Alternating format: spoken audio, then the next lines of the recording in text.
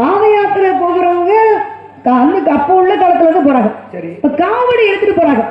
அங்க முதல்ல பழனியில காவடி எடுத்தது யாரு? யாரோ எடுத்துட்டு போறாங்க. உனக்கு என்னமா? நீங்க தானே ஆரம்பத்துல நீங்க கேட்டீங்க, நான் புள்ளு வச்சதுனால விளக்கத்தை சொன்னேன்.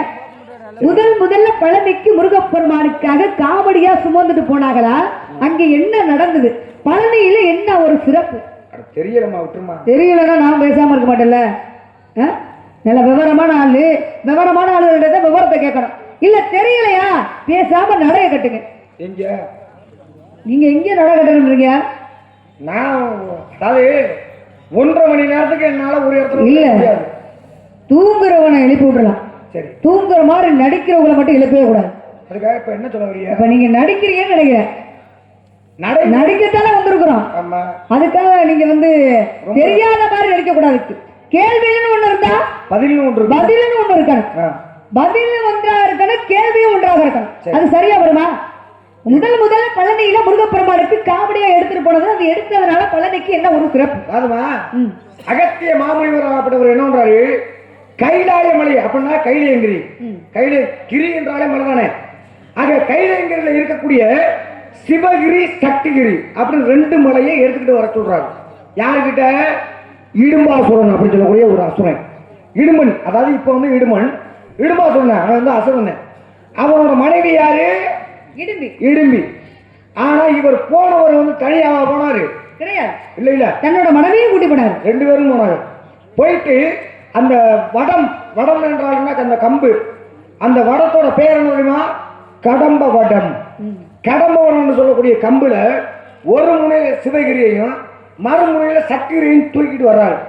தூக்கிட்டு வந்தோம்னாக்க இமயமலை எங்க இருக்கு? அதாவது இமயமலை அப்படிங்கிறது தான் கைலாயங்கிரி. ஆக அங்கே இருந்து பழனிக்கு வர முடியுமா? நடந்து வந்தாரு. வர முடியாதுதான். தொடர்ந்து வர முடியுமா? வர முடியாது. ஆக ஓய்வு தேவைப்படுமா இல்லையா? களைப்பு ஏற்படுது.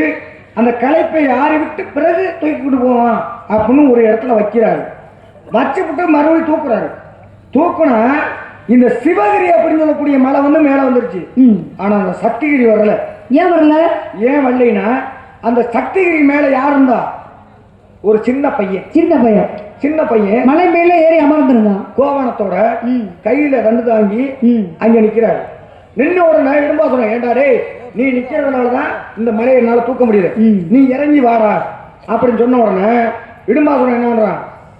நீ இறங்கி வாடான்னு சொன்னா, நான் இறங்கி வரணும்னா நீ இறங்கி வரணும்னா என்னோட சண்டை போட்டு முடிஞ்சா நீ வெற்றி பெற்றுட்டீங்கன்னா மலையை தூக்கிட்டு போ. முடியலையா அதுக்கு மேல நம்ம பாத்துக்கிறோம் அப்படின்னு சொல்ல. ஆக இவன் இங்க இருந்து மேல ஓட. யாரு? இடும்பாசுரன். இங்க இருந்து மேல ஓடு. அங்க இருந்து யாரு முடியாரு? அங்க நின்னது யாரு? அந்த குழந்தை உருவத்துல அதான் முருகப்பெருமான். பால தண்டாயுதமானியாக தண்டு தாங்கி நின்னாரு. அவர் இங்க இருந்து விரட்டிக்கிட்டு விட்டவன அவனால எதுவுமே பண்ண முடியல. அதனாலதான் அவனோட ஆணவத்தை அழிச்சு எப்போதுமே பாருங்க, எந்த ஒரு முனிவராக இருந்தாலும் சரி, எந்த ஒரு கடவுளாக இருந்தாலும் சரி, யாரையாவது அழித்ததா கேள்விப்பட்டிருக்கீங்களா? கிடையாது. ஆணவத்தை மட்டும்தான் அழிக்க முடியும். ஆணவத்தை மட்டும்தான் அழிச்சிருக்காங்களே தவிர உயிரை பழி வாங்கவே கிடையாது. ஆக அவனோட ஆணவத்தை அழித்து தன்னுள்ளே வச்சுக்கிட்டாரு. இனிமே என்னை யார் தரிசிக்க வந்தாலும் இவன் எங்க வர்றான்? பயந்து ஓடி போய் சிவகிரியில உட்காந்துக்கிறான். அதுதான் இடுமன் மலை அப்படின்னு சொல்றது. அதுக்கு அதன் பிறகு சக்திகிரி அப்படின்னு சொல்றது எது தெரியுமா? அதுதான் முருகப்பெருமான். பழனி திரு ஆவினன் குடி என்று சொல்லக்கூடிய பழனி. ஆக அதுதான் இன்னைக்கு பழனிக்கு போனோம்னா முதல்ல எங்க போகணும்? இடும்பனை வணங்கிட்டு தான் அதுக்கப்புறம் முருகப்பெருமானை பார்க்க போகும். இடும்பமலைக்கு போயிட்டு இடும்பாசுரனை வணங்கிய பிறகுதான் பழனிக்கு போயிட்டு பழனி தண்டாயுத பணியை பார்க்கணும். அதுதான் வணங்கணும். அப்ப முதல்ல காவடியா சுமந்துட்டு போனது யாருன்னா? அதான் இடும்பாசுரனை பார்த்தோம். நீங்க கேட்ட கேள்விக்கு பதில். இப்ப சோழ நாடு சோறுடித்து, பாண்டிய நாடு முத்துடைத்து, சேர நாடு வேலமடைத்து. இப்ப சோழ நாடு சோறுடித்துனா இந்த ஊரை சொல்லுவா? அது குறிப்பிட்டு சொல்ல போனோம்னா தஞ்சாவூர். பாண்டிய நாடு முத்துடைத்துனா அது மதுரை எம்பதி. பாண்டிய நாட்டுல முத்துடைத்து கடல் இருக்கா? இல்ல. இருந்துச்சா இல்லையா? இருந்துச்சு, இப்ப இல்ல. ஏன் இல்ல? அப்படின்னாக்க அதே போல மதுரைக்கு பெயரே மதுரை கிடையாது. மதுரையே கிடையாது. அதுக்கு உண்மையான பேர் என்னன்னா திரு ஆலவாய் அப்படிங்கிறது ஒரு பேர். ஏன்னா என்ன காரணம் அப்படின்னா பிரம்மப்பிரளயம் ஏற்படுது, கடல் நீரால சூழப்படுது. கடல் நீரால சூழப்பட்ட பிறகு மதுரையோட எல்லை எது அப்படின்னாக்கா எவனாலையும் கண்டுபிடிக்க முடியல. அப்பதான் சிவபெருமானே பாம்பாக உருமாறி தன்னுடைய வாழை, அதாவது வளம் வந்து வட்டமாக வளம் வந்து இதாண்டா மதுரை எல்லை அப்படின்னு காமிக்கிறதுக்காக பாம்பாக உருமாறி இப்படி வளம் வந்து தன்னுடைய வாழை தானாவே கடிச்சுக்கிட்டாரு. அதனாலதான் திரு ஆலவாய் அப்படின்னு பெயர் வந்தது. அதன் பிறகு ஒரு பெயர் வந்தது. அதுக்கு என்ன பேர் தெரியுமா? சிவபெருமான தலையிலிருந்து என்ன வழிந்தது? தேனு, மதுரம் அப்படின்னு சொல்லக்கூடிய தேனு வழிந்தது. அதனாலதான் மதுரம் அப்படின்னு ஒரு பெயர் வந்தது. அதுக்கு அதன் பிறகு என்ன? தூங்கா நகரம் அப்படின்னு பெயர் வந்தது. இந்த மதுரம் மதுரம் மதுரம் என்பது மருவி மதுரை என்று பெயர் வந்தது. பாண்டிய நாடு முத்துடித்து அப்படின்னு ஏன் மதுரையை சொல்றோம்? மதுரை கடல் இல்லையப்ப ஏன் பாண்டிய நாடு முத்துடித்து அப்படின்னு நம்ம சொல்றோம்? ஆமா சொல்றேன். எல்லாரும் சொல்லுவாங்க தூத்துக்குடி தான் அப்படின்னு சொல்லணும். தூத்துக்குடியில தான் முத்துக்கள் விளையுது.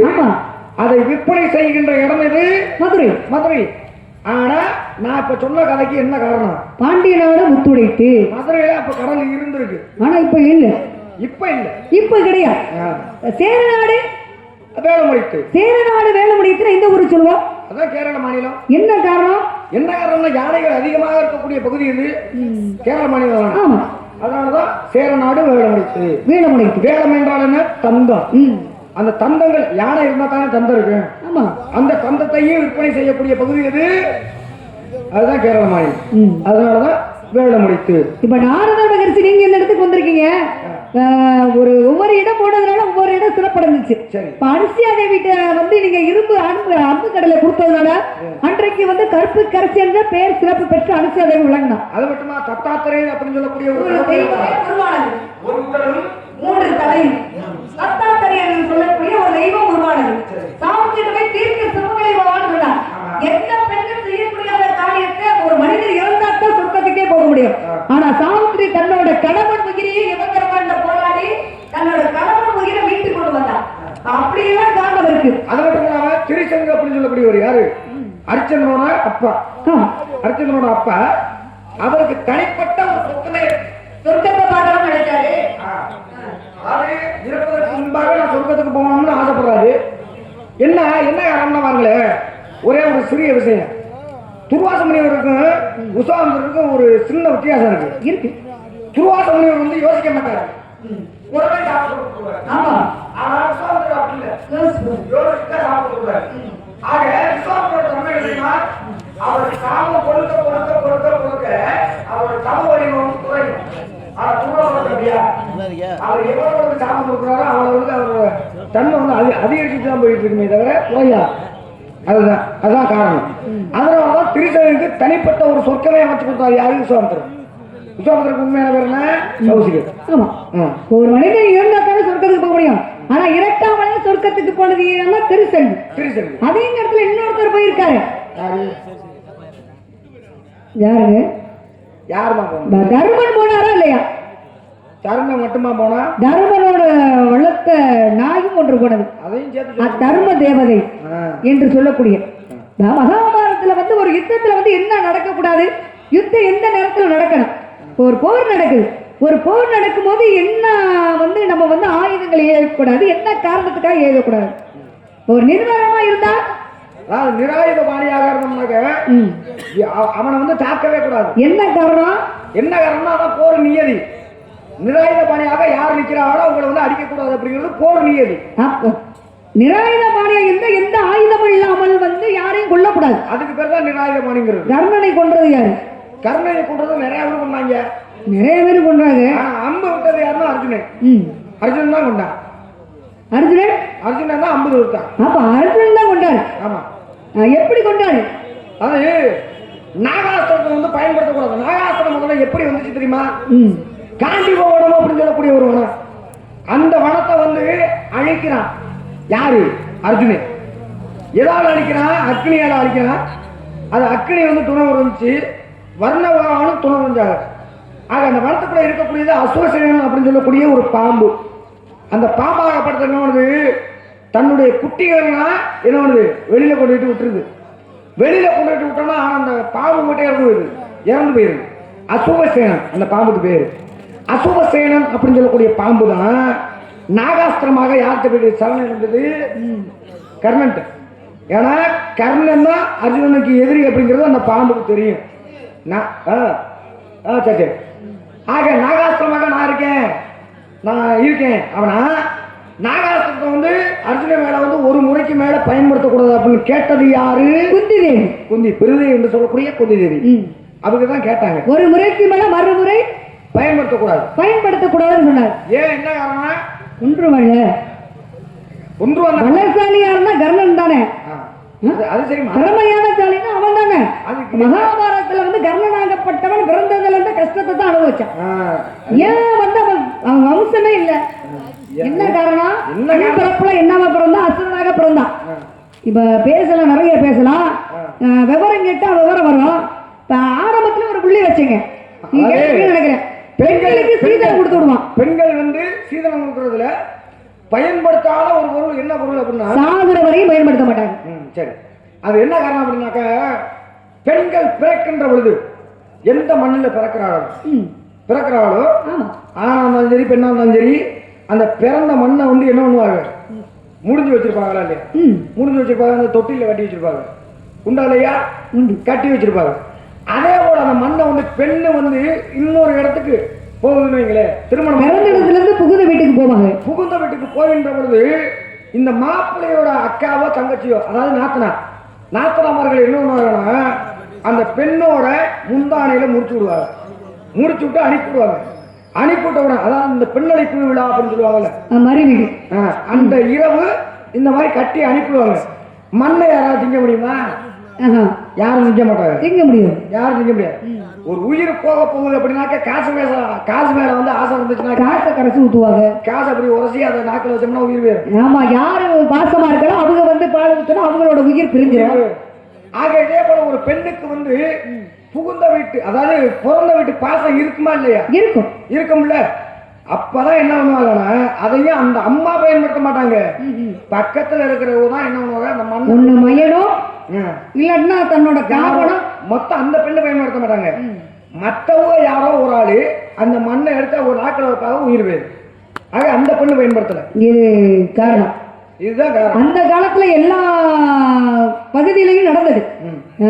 திருமணம் முடிச்சு போகும்போது பிறந்த இடத்து மண்ணை எடுத்து தன்னோட பிள்ளையிட்ட முந்தானையில முடிஞ்சு விடுவாங்க.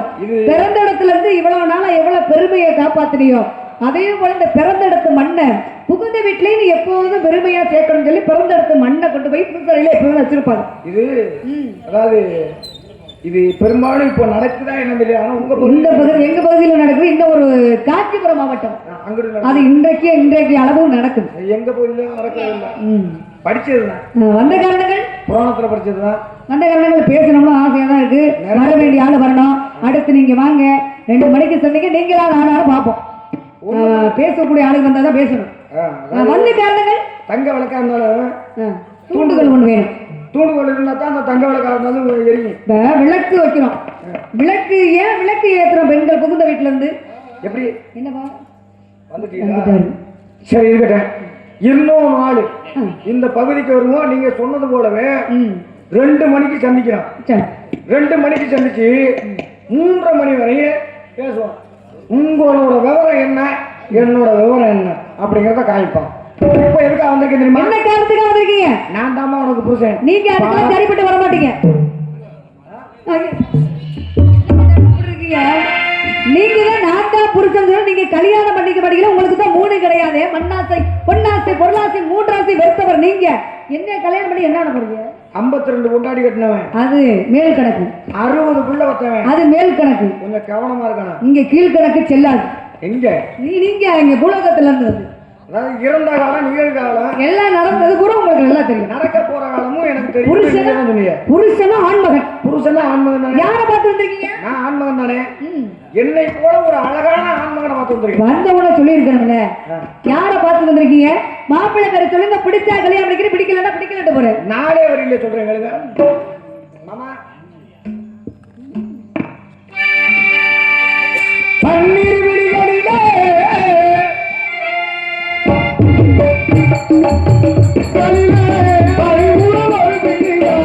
என்னை பார்த்தா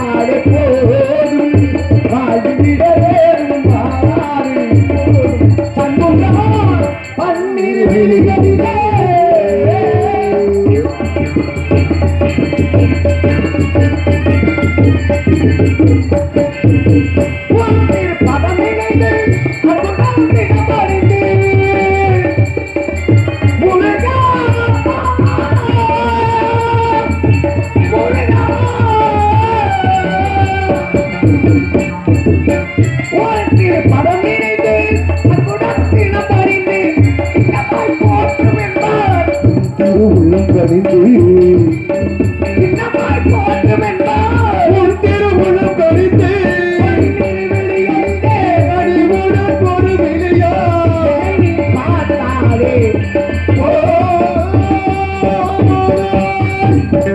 முருகப்புராண மாப்பிள்ளைய பார்த்து வந்திருக்கேன். பிடிக்குதா பிடிக்கலையா? ரெண்டாம் நாள் கல்யாணம் படிக்க சொல்லுது போய் போய் ஒரு நாளைக்கு ஒரு கல்யாணம் பண்ணிட்டு உங்க தலை 1008 சுக்குகளா வெடிக்கும். சரி. உங்க தலை தப்பிக்கிறதுக்கு நாடா கிடைச்சு அங்க இருந்து வந்திருக்க நாராயணன் நாராயணன் தாப்புல பிடிக்கல. ரெண்டாம் நாள் கல்யாணம் படிக்க பிடிக்கல.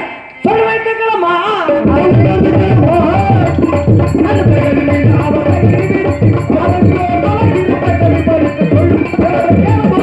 இந்த வேலை பாக்குறதுக்கு எங்கேயாச்சும் போய் கலகம் பண்ணலாம். சாமி குட்டி சாமி குட்டி குட்டி கொடுப்பாங்க கோட்டி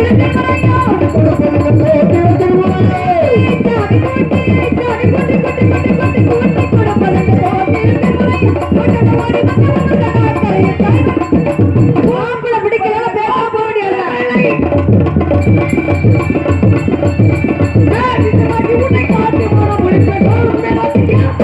உடம்புக்கு ஜத்தத்துக்கு ஜமதமே இல்லாம வருது. நல்ல மனசுக்கு பிள்ளை பிறந்திருக்கு பாருங்க. இன்னைக்கு கொஞ்சம் ஒரு மாதிரியா இருக்கு. என்னன்றியா நாம் எத்தனை மணி எடுத்துக்கொண்டாலும் வாங்க மரணம் கண்டதை காட்சி கொண்டதை குளம் நல்லா. இன்று சூரிய அஸ்தமனம் அதற்குள் உமக்கு அந்த முருகப்பெருமானுக்கும் திருமணம் செய்து வைப்பேன். பாப்பபடி மாப்பிள செய்யாவிட்டால் நான் நானும் இல்லை, இல்லைனா நான் அணிந்திருப்பது பிரம்மம். சாமி இது சத்தியம், வைத்தியம் சத்தியம், வைத்தியம் வைத்தியம். இந்த பைத்தியத்துக்கு வைத்தியம் ஆகிற பைத்திய வைத்திய நான் தான் உண்டு. ஆமா அதெல்லாம் கேட்க மாட்டேன். என்னன்றியா சாமி உங்க உங்க மருமகன் எப்படி இருக்கீங்க? மாமியாருக்கு புருஷன் பார்த்து வந்திருக்க மருமகன் ஆஹா முருகா உங்களுக்கு தான் காத்திருக்கு. சீக்கிரம் வாங்க முருகா.